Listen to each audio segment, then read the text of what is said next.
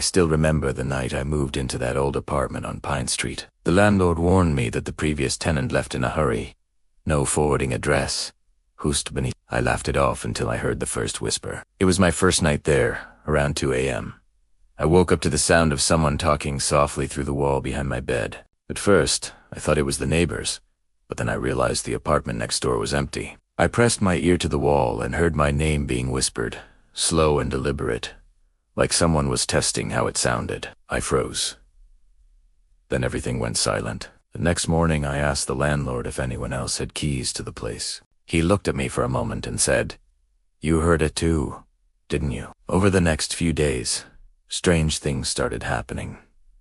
My phone would ring, but there was only static. Lights flickered every night at the same time. I would find things moved, small things, like my toothbrush or my keys.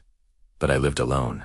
One night I decided to record everything. I set my phone on the counter and hit record before going to bed. When I listened the next morning, I heard a voice, clear as day. It said, "Get out before she comes back." I felt my chest tighten. Who was she? That night, I couldn't sleep. Every creak sounded like footsteps. Around 3 a.m., my bedroom door creaked open on its own. A woman's voice whispered from the hallway, softer than a breath, asking, "Why are you in my room?" I grabbed my phone's flashlight and pointed it toward the door. There was no one there, but the floorboards were bending, as if someone was walking toward me. I ran out and spent the night in my car. The next morning, I went to the landlord to end my lease, but he wasn't there. A woman answered the door instead. She said she was his daughter, and that her father had passed away years ago. I told her what I'd been experiencing, and she just nodded slowly. She said, "That building burned down 30 years ago.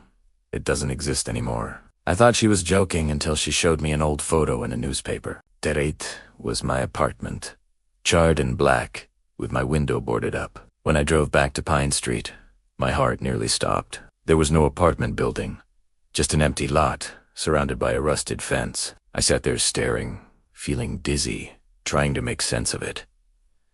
Then my phone buzzed. It was a notification from my voice recorder. A new file had been saved. Primera, pressed play. The voice whispered again, softer.